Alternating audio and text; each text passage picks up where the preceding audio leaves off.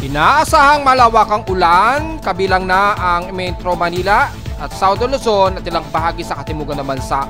Bunsod ng dalawang weather systems natin, ang ating habagat o southwest monsoon at intertropical convergence naman sa silangan ng bandang Mindanao. Inaasahan ang maghalos intermittent o kalat-kalat din na mga pag-ulan sa iba't ibang panig ng bansa. Binabantayang bagyo sa labas ng bansa, isa na itong aktibong bagyo na kumikilos patungo ngayon sa direksyon ng either ng Nagoya o ng Tokyo, Japan. Tsansa na ito'y makapasok ng ating Philippine Area of Responsibility na nanatiling malabo.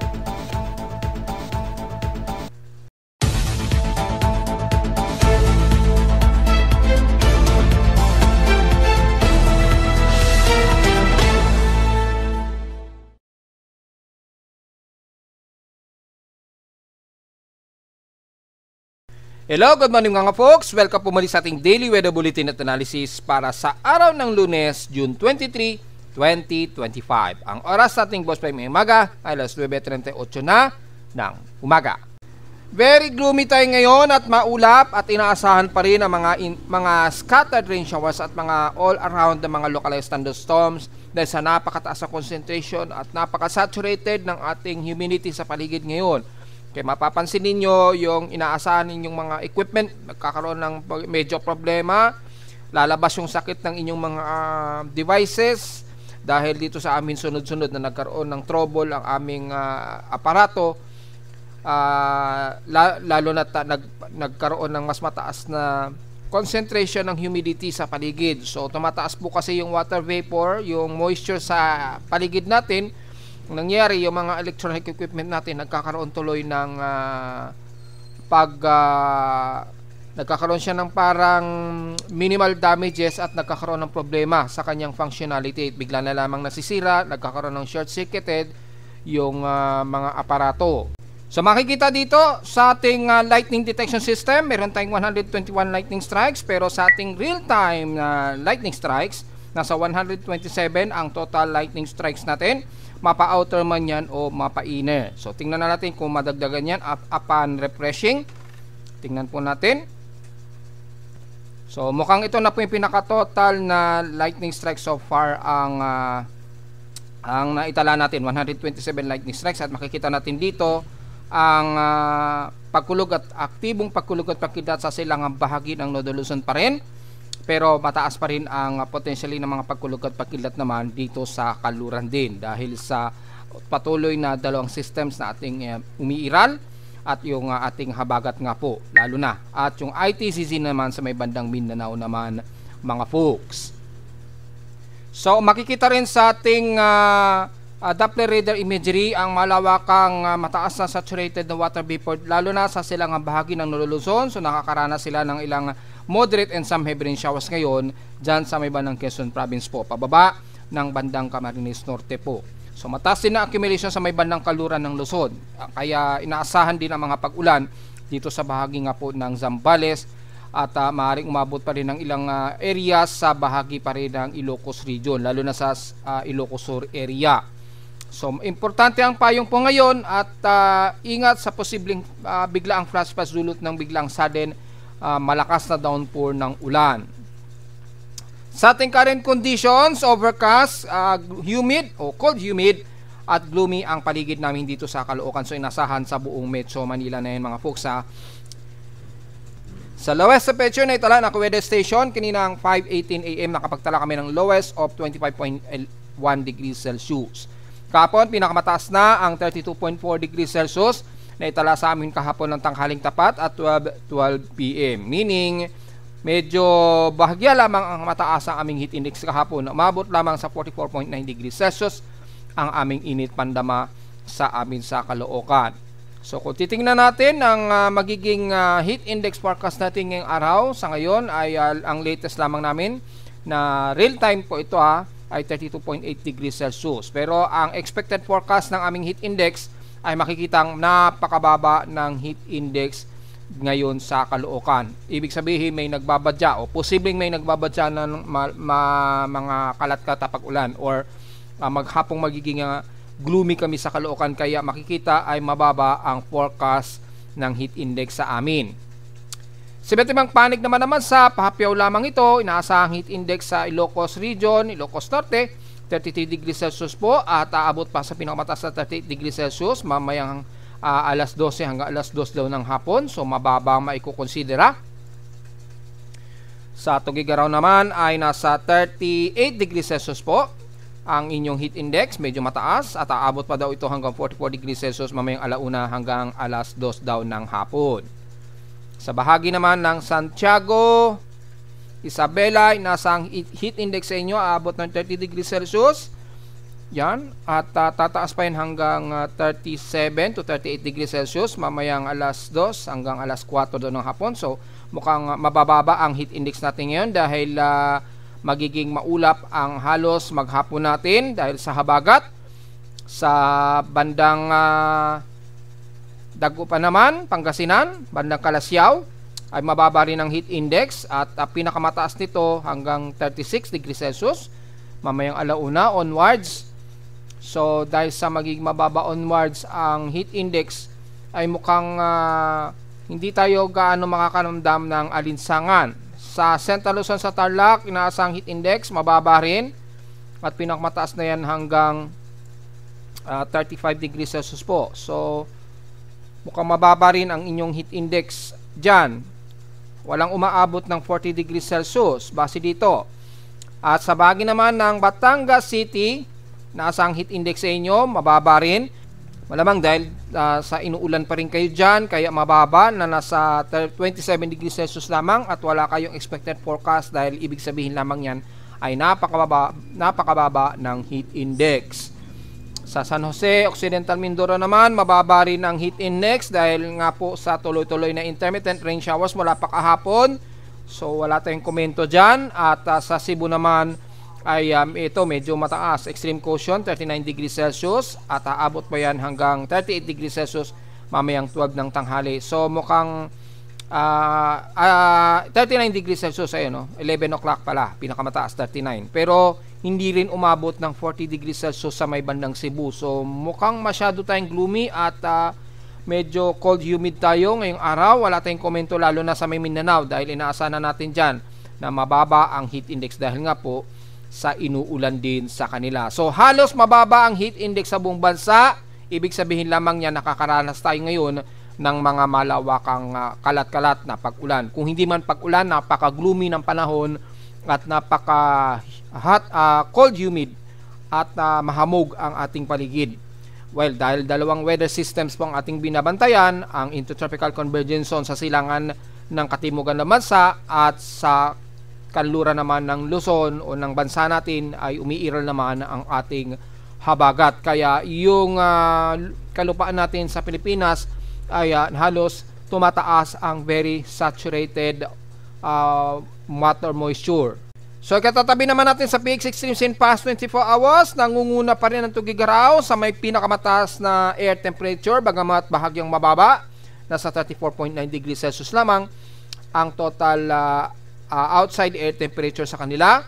At sa Baguio City, balik sa almost stationary na 17.4 degrees Celsius na lowest temperature sa bansa. At sa Inulan naman ang bandang Calapan, nakaranas o bandang Calapan Oriental Mindoro nakaranas ng 101.1 mm na grabing ulan sa kanila.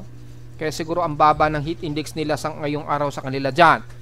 So sa amin kahapon, inulan kami, total of 31.5 mm total rainfall. So nakaka 168.6 mm na kami in past 7 days. So ang total June rainfall namin sa Caloocan 416.1 mm na. So ungos na nito ang June average rainfall namin na 357.9 o 358. Lumagpas na kami ng 58.2 mm na total rainfall. So mukhang ito na yung pinakamataas na naging June rainfall namin ngayong taon. At sa lahat ng average ngayong taon, ang may pinakamataas na average rainfall na naitala sa amin sa Caloocan. Sa ating outside humidity, well, very concentrated nga po tayo. 85% ang ating outside humidity. So mahirap magpatuyo ng damit ngayon. Kung maglalaba kayo ngayong araw, medyo mabagal ang pagpatuyo. Bumaba ito ng 5% since last hour. Nasa 1,009 hectopascals naman ang ating outside barometric pressure and steady ito since last hour. So kasalukuyang high tide po tayo ngayon kaya medyo ingat po sa mga papalaot, lalo na sa kung saan ay malakas po ang hangin, dala ng habagat, at yung hangin naman galing dito sa may bandang timog silangan ng bansa, which is mayroon tayong intertropical convergence zone. Wala namang nakataas na pag-alon, pero meron tayong inaasahang gale force winds, kaya delikado pong pumalaot ngayong araw. Dahil kapag kaganyan po kadelikado na pumalaot, yung hindi man siya alon, pero yung lalim ng mataas na sea level ay medyo delikado, kasi baka biglang magkaroon ng disgrasya, lalo na sa mga maliligo na mga chikiting natin. Delikado po munang maligo sa dagat kapag ganyan kataas ang ating sea level. Well, aabot ba sa mahigit 1 meter? Sa mga nagtatanong, well, double check natin. 1.3 meter po ang kasalukuyang high tide natin. So, napakalalim niyan. Delikado sa mga chikiting natin na maliligo. Kasabay pa na may medyo maalon pa rin, bunsod naman ng gale force winds. So, kung maaari, bantayan ng mga magulang, or kung maaari, wag munang maligo kapag ganyang kataas ang ating sea level. Masyado tayong mataas ang high tide. So, expected sa ibang bahagi siguro ng bansa, medyo maalon pa rin, kaya alam na po ang mangyayari, lalo na sa mga medyo may travel sickness kapag maalon ang dagat, ha. Take note yan, mga folks. At sa atin namang almanak, sumikat ang haring araw. Kaninang 5:28 AM at isang lulubog ito mamayang 6:28 PM. At wala po tayo halos, o new moon po tayo, 8% na lamang. So hindi natin i-report yung moonrise and moonset niyan. At kasalukuyang medyo unhealthy ang ating air quality. 105 po ang ating air quality. So magmas po tayo sa mga sensitibong mga baga. Kasahan natin ang thermal inversion dahil sa matindi ang maulap na himpaporin natin sa paligid. So very hazy tayo ngayong araw, lalo na dito sa syudad sa Metro Manila. So diretso agad tayo sa ating ginagamit na satellite imagery courtesy ni Pag-asa, yung Himawari Pag-asa satellite imagery. At makikita natin sa data feed ng satellite imagery mula kay Pag-asa na naka-automatic sa ating monitoring. Makikita ang malawakang ulap nito sa may bandang hilagang kanluran ng Luzon. Inaasahan ang Ilocos region ay magiging maulan, kabilang na ang Benguet, La Union, Ifugao o Mountain Province, kasama na ang bandang Pangasinan, Zambales, Central Luzon sa Tarlac, Nueva Vizcaya hanggang pababa na yan ng bandang Nueva Ecija, kasama na ang Pampanga area. Siyempre ang Subic hindi rin ligtas. So expected ang ating south monsoon rains na iiral po dyan. At ingat sa posibleng pagkulog at pagkilat na kasalukuyang nararanasan ngayon dito sa silangang bahagi naman ng Nolo Luzon, dyan sa may bandang Isabela or bandang Aurora region. Sa baybayin ng Polillo Island ay nandyan ang concentration ng mga pagkulog at pagkilat. Kaya ingat na lamang po sa mga kababayan natin dyan dahil matindi ang lightning strikes. Kasabay ng malawakang pag-ulan, moderate to heavy rain showers po ang iiral. So kung i-double check natin yung heavy rain potential, ay mataas po ang heavy rain potential natin dyan, ayan, sa Polillo Island. So inasahan na maulan sa buong Aurora at Quezon Province, kabilang na pababa dito sa bandang Laguna, papasok ng bandang Atimonan, Quezon hanggang Camarines Norte po yan sa sakop ng Bicol region. So expected din ang maulan sa Bicol region mula dyan sa bahagi nga po ng Naga, Iriga hanggang dyan sa may Sorsogon. Ayan, kabilang na ang isla ng Burias, Masbate. Yan, nakakaranas kayo ng mga ilang light moderate, pero moderate to heavy rain showers ngayon ang nararanasan ngayon ng mga taga-Naga hanggang dyan na yan sa bandang Sirumagat, Sitorena at maaring madamay ang Catanduanes area. Sa bandang extreme Northern Luzon naman ay magiging maulap kayo dyan. Expected din ng mga localized thunderstorms po. Bunsod pa rin ang ating dumadaloy na southwest monsoon rainfall. Ang Calabarzon, ganoon din, maulap din. Asahan din ng mga kalat-kalat na pag-ulan na may pagkilat at pagkulog, and the rest ng Mimaropa na mas nakakaranas na mga malawakang heavy rain showers, lalo na sa may bandang Palawan mula Coron, Cuyo, pababa na yan ang bandang El Nido, kasama na ang Puerto Princesa. So, ingat na lamang sa mga pagbaha just in case. Ayun, malawakan po ang heavy rain potential ngayon dyan sa inyo. Ayan, yung kulay pink na yan, ay ibig sabihin yan ay heavy rain showers ang maaring ubuhos dyan. Kabilang na ang bandang Mindoro and the rest ng Southern Luzon. So, magdala po ng payong at ingat sa mga biglaang flash floods kung sakaling bumuhos ang malakas na ulan. Lalo dyan sa bahagi ng Romblon, nakakaranas. Kanlurang bahagi nga po ng Aklan, Antique sa may Panay Island. Asahan din na magiging maulan sa bandang Iloilo at Capiz anytime dahil very gloomy rin kayo dyan. Sa may bandang Visayas naman, ang eastern portions ng Visayas hanggang western, very gloomy rin tayo at asahan ng kalat-kalat na pag-ulan. Ilang moderate to heavy rain showers lalo na sa may bandang hilagang bahagi ng Cebu sa Danao hanggang Bogo. Bohol naman ay bandang Tagbilaran, Bohol at sentro ng Danao ay nakakaranas ng heavy rain potential po. Ganon din sa bahagi ng Leyte, lalo na sa Southern Leyte, nakakaranas din ng ilang moderate to some heavy rain showers, especially sa San Ricardo, San Francisco, pataas na ng bandang Sogod. So, maaari ding inulan ang Ormoc at Tacloban at patawid ng bandang Eastern Samar region ay very gloomy rin kayo. Expected ang mga light to moderate showers to some heavy rain showers. Heavy rain shower din ang umiiral ngayon sa bahagi na po ng Surigao region mula Dinagat Island at Siargao, Surigao City. Pababa na yan ng bandang Surigao del Sur.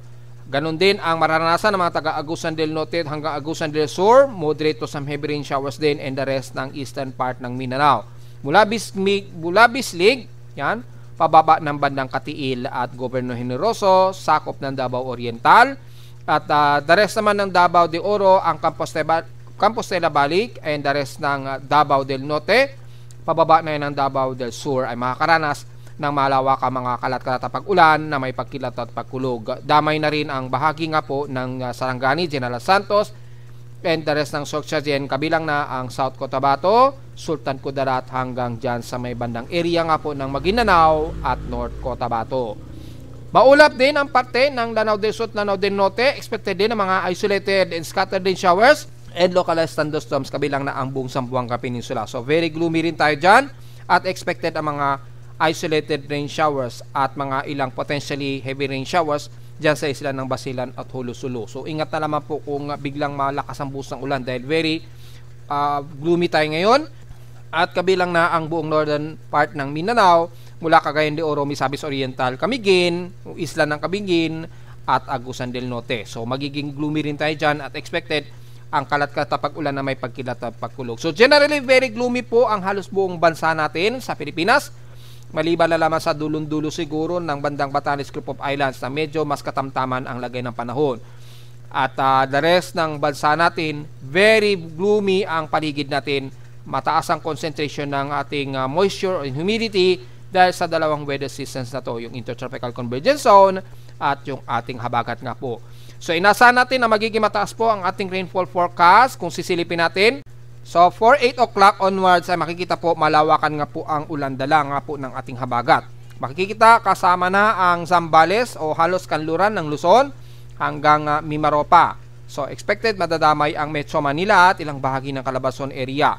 At sa silangan naman ang bandang Quezon Province naman hanggang Camarines Norte or sakop ng Bicol region ay makakaranas ng malawakang ulan. Ayan o, may pagkilat at pagkulog. So, may mga isolated rain showers din ang buong bahagi ng South Luzon, West portions ng Visayas at Eastern, mga kalat-kalat na pag-ulan po yan at paulan din sa bahagi nga po ng Mindanao, lalo na sa buong Davao region. Ayan o, dahil nga po sa dala naman ng Intertropical Convergence Zone ay magdadala ng mga lawakang ulan dito sa silangan ng Mindanao. So ingat po sa mga pagbaha at pagguho ng lupa dahil very saturated ang magiging lupa natin dahil sa mga tuloy-tuloy pa rin na mga buhos ng ulan at mas makulimlim na paligid ha. Ngayong 8 o'clock po yan at ngayong alas 2 ng hapon, tuloy-tuloy pa tayo makakaranas ng mas malawakang pag-ulan sa buong kanluran ng Luzon hanggang Mimaropa na po yan. So expected damay ang Metro Manila, maghanda po kung pumasok ang forecast na to, violent rain showers ang maaring abutin natin,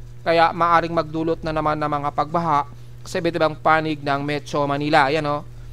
So mukhang maghapon na magiging ulan natin just in case pumasok yung forecast na yan. Kasama na ang buong South Luzon. So hindi ligtas ang parting Bicol region at Eastern Visayas ha. May mga heavy rain potential o heavy rain showers din aabutin ninyo lalo na sa hilagang bahagi ng Samar. Ganon din sa kanluran, especially ang Negros region. Makakaranas kayo ng ilang moderate na heavy rain showers. So maaring ang Cebu maaabutan din. Sa Mindanao naman, ang buong kanluran ng Mindanao mula dyan sa bandang Maguindanao or Sorsogon, kasama na ang Zamboanga Peninsula. Ayan o. Moderate to heavy rain showers din daw ang aabutan. And the rest, mga ilang light to moderate din dahil nga po sa tuloy-tuloy naman na daloy ng ITCZ natin na magpapaulan sa silangan ng Mindanao. Yan ay para mamayang hapon po yan ha. So mukhang very concentrated ang buhos ng ulan sa atin ngayong araw. At pagdating naman mamayang gabi ay magiging maulan pa rin ang kanluran ng Luzon, diyan sa may bandang Zambales. Halos abot ang Central Luzon. So kasama Pampanga at Metro Manila pa rin. At buong bahagi nga po ng Mimaropa pa rin. Lalo na sa may bandang Mindoro at hilagang bahagi ng Palawan. Magiging maulan pa rin tayo. Ganon din sa may bandang Visayas at Mindanao, kalat-kalat na pag-ulan pa rin ang iiral, mga ilang moderate rain showers ang maaring abutin pa rin sa gabi. May mga isolated rain showers din ang iiral sa extreme North Luzon, so hindi ligtas ang bandang dulo ng Cagayan Valley at Ilocos Norte.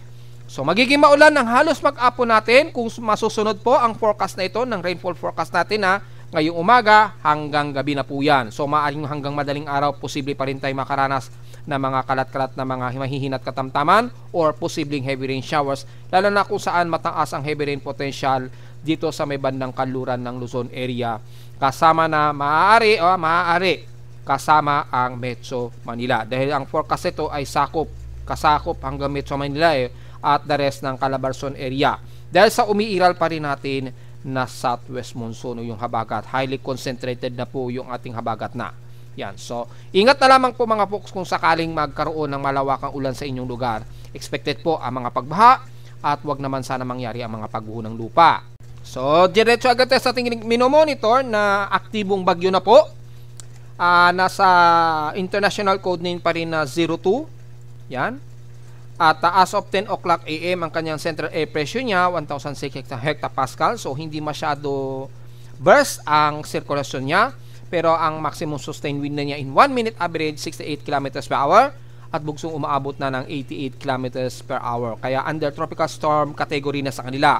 Pero sa 10 minute average natin na natiling tropical depression pa rin sa atin kung pagbabasehan natin ang 10 minute average sa Pilipinas. 60 km per hour po ito na bugsong umaabot ng 78 km per hour. Kumikilos pa rin ito pahilagang kanluran sa bilis na 18 km an hour. Well, ang location niya, kung pagbasa natin ang location, mula Itbay at Batanes, nasa layo itong around 2,372 km. East-northeast na ito ng Itbay at Batanes na. So, malayo na. At malabo na itong makapasok ng ating Philippine Area of Responsibility. Dahil ayon sa ating tropical cyclone track combination, ito ay kikilos pahilagang kanluran at hindi man lang hahawi sa Philippine Area of Responsibility. So makikita natin dito sa forecast track niya ay mukhang hanggang tropical storm lang ang aabuti niya. At tutungo ito sa direksyon either ng bandang Tokyo or bandang Nagoya Prefecture. So alin man dyan, dahil malawak naman yung kanyang cone of uncertainty, malawak pa. So pwedeng mag Tokyo siya or pwedeng mag Nagoya nga po. At pagdating dyan ay medyo hihina na ito at magiging tropical depression na. Expected ng araw niyan ay June 26 po. So by Thursday, nandiyan na sa may bandang karagatan ng bandang Tokyo, Japan or ng bandang Nagoya, just in case po, na may forecast wind speed na 65 km per hour at bugsong umaabot ng 81 km per hour nga po. So yun po yung expectancy ng kanyang forecast. At mukhang hindi na to magpa-further mula tropical storm category. Dahil kung titingnan natin sa kanyang Spaghettios model charts o tropical cyclone intensity forecast ni 02, hanggang tropical storm lamang ang nakikitaan na magiging pinaka-maximum sustained na aabutin na lakas na intensification nito. Within 24-hour period, tropical storm siya. And then by the next 24 hours ulit, o 100-hour period ay mukhang tataas siya sa tropical storm. So malamang nandito na yan. Siguro nandito na sa may bandang Patokyo na or dito. Depende sa kanyang movement speed. Pero makikitaan natin dito sa chart ay hanggang tropical storm lamang ang kaya niyang ilakas. Base dito sa ating tropical cyclone intensity forecast. So hindi man lang siya aabot ng severe tropical storm. Hanggang tropical storm lang talaga ang maximum na aabutin niya. And then tuloy na itong hihina from tropical depression hanggang sa magiging low pressure area. So may forecast na may posible pa itong mag-re-intensify. in 216-hour period po. So mga siguro may by the next 3 days or 4 days estimate. Yan, baka magkaroon pa ng re-intensification at posible pa itong bumalik sa tropical depression category. Pero hindi na ito nakikitaan na aabot ng tropical storm. Depende kung paglabas nito ng karagatan muli, pag kumilos na ito pahilagang silangan by Friday, this coming Friday, June 27, mga 2 p.m., mga 2 a.m. po, rather, ay mukhang magkakaroon pa ng re-intensification into tropical depression category base dyan sa track forecast niya. So, pero maliwanag na hanggang tropical storm lamang ang pinakamalakas na kaya nitong abutin at hindi na ito magfa-further pa. So, diretso agad tayo sa ating ginagamit na Tropical Cyclone Assessment Monitoring para sa mga susunod o kung sakaling may sumunod ka 95W. Makikita natin dito sa multiple computer-generated simulations ng GFS. Medyo may susunod sa kanya at mas malakas na bagyo ito. Manggagaling din siya sa may bandang Guam. Yan, yung expected forecast na mag-develop ito ay nasa by May 26 po. Gaya na ating report kahapon, by Thursday po to, Wednesday or Thursday, ang expectancy na mag-develop ito. Ayan o. So mukhang may susunod kay 95W just in case at mukhang mas agresibo ang development nito kumpara kay 95W. Bagamat kay SMWF ay itong si 95W pa lamang ang nakikitaan. Pero yung susunod hindi pa significant na may nakikitaan kay ECMWF. Kay NABGEM naman ay meron ding parang susunod, pero dito dalawa, sa may bandang extreme na Luzon at dito sa may bandang Guam din.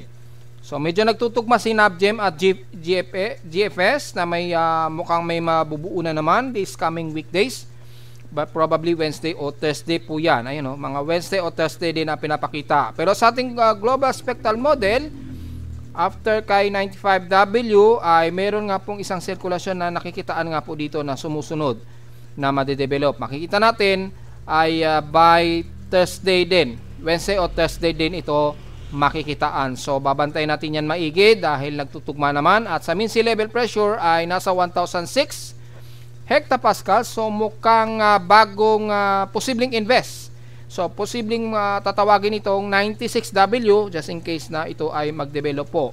Malalaman natin yan by Wednesday, this coming Wednesday or Thursday po. Base dito sa mga forecast natin. Kasi by June 26 ay nasa around 1008 hectopascals ito. Yan o. So makikita mga 26. Pero dito 26 hindi masyado aninag.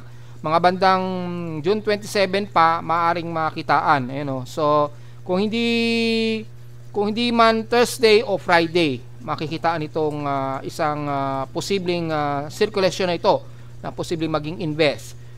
Sa ngayon ay hindi natin nakikitaan sa ating tropical cyclone formation probability except kay 95W.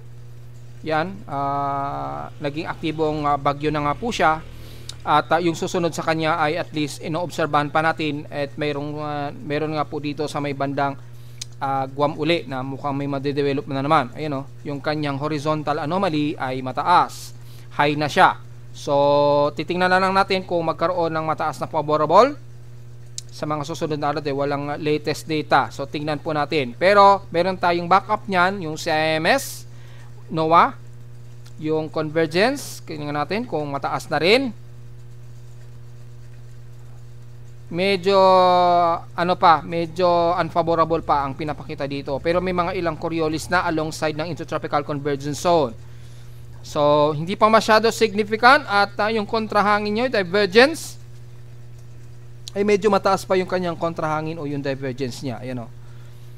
So, napaka-insignificant pa at hindi pa masyado organized yung kanyang upper and then lower na convected winds. At yung vorticity, kung titingnan natin, yun, ito, C95W ito. Yung susunod sa kanya ay medyo insignificant pa talaga. Walang nakikitaan. Steering environment, yan pa northwest, kaya dyan dumadaloy o ganyan din ang nagiging kilos ni 95W. dahil nga po sa yung kanyang environmental steering environment ay pa-northwest din yung flow ng hangin sa kanya, kaya pa-northwest din ang daloy. May humaharang lang kasi na ridge of high pressure area dito, kaya medyo pahilagang kanluran ang galaw niya. Buti na lamang hindi masyadong malakas para maitulak ito palapit ng ating PAR. So maitulak man siya ay malamang gigilid na ito dito sa hilagang bahagi ng boundary ng ating PAR, kaya hindi na ito o malabo na ito makapasok ng ating Philippine Area of Responsibility.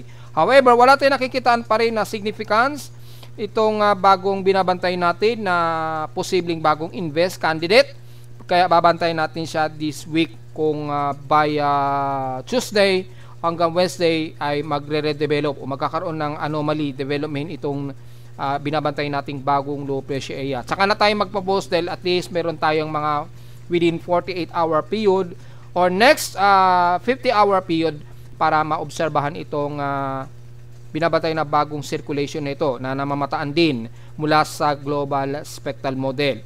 Just in case maging candidate at as invest yan ay tatawaging 96W. So, abang-abang na lamang sa ating mga updates, mga posts kung magiging positive na to in the next 24-hour period.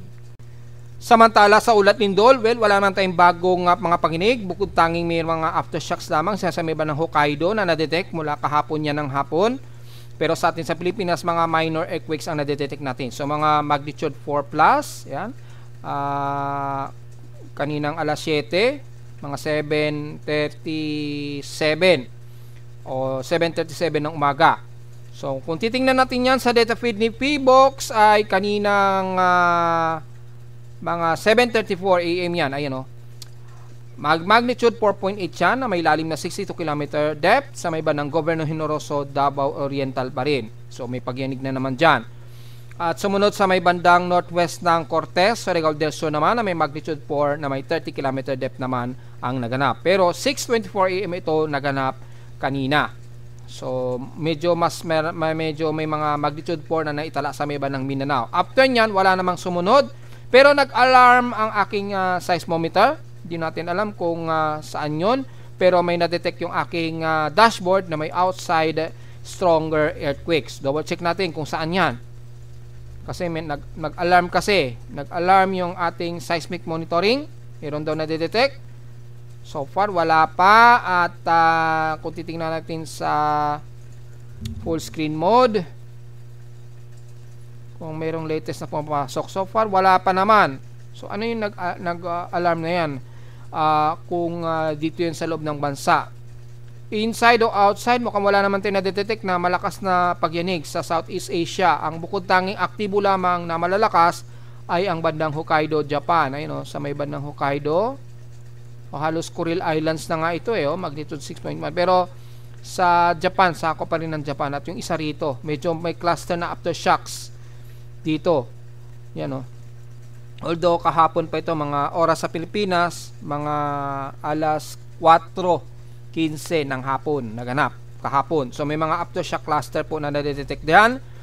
So wala namang sumunod sa kanya na nag-alarm yung aking cellphone kasi wala namang malapit na pagyanig dito sa Pilipinas so far tayo na nadedetect. So tingnan na lang natin kung mayroong bagong magre-register or maaring mas malayo dito sa Pilipinas. So abang-abangan na lang natin. Ang maliwanag lamang ay wala po tayong latest o wala po tayong mas malalakas na pagyanig. Bukod tanging yung dalawa lamang sa may bandang Mindanao, sa Governor Generoso at Surigao del Sur na may magnitude 4 o halos mag 5.0 na sana itong sa may bandang Governor Generoso.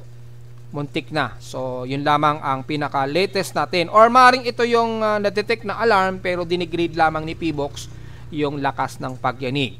So diretso agad tayo sa ating historical earthquake data kung nakakailang total earthquakes na tayo dahil halos magwa 1,000 na po yung total earthquakes natin for the month of June 2025. Nasa total of 831 earthquakes na po tayo. 794 dito is magnitude 4.0 pataas. At 34 sa ating magnitude 4.0 pataas at 3 ang ating magnitude 5.0 pataas. So, ingat pa lamang lalo sa may bandang Mindanao na naman na may pinakamaraming pagyayanig na naman ang naitatala. Siyempre, wag nating balawalain ang Cordillera Administrative Region na may mga cluster pa rin at meron nga pong latest na pagyanig dyan sa may bandang Apayao. So medyo magalaw-galaw po yung tectonic plates natin yan. Kaya medyo alisot, ingat na lamang po sa mga kababayan natin sa medyo magalaw ang ating mga tectonic plates pa rin ngayon, ha. Yan. So medyo alalay lamang po sa at matsagan natin yung paligid natin dahil medyo mayanigin ngayon dyan sa may bandang Cordillera pa rin, ha. So yun lamang ang malinaw dyan mga folks, at lalo na sa may bandang silangan ng Southeastern Visayas at Mindanao pa rin, na may mas malawak pa rin na cluster of earthquake at halos nasa 351 or mahigit 194 naman sa may bandang Mindanao, sa katimugang bahagi ng Mindanao area. So yun lamang po, may total tayo na 831 earthquakes ngayong araw for the month of June 2025. At narito naman ating 3-day weather forecast para sa araw ng Lunes, June 23, 2025.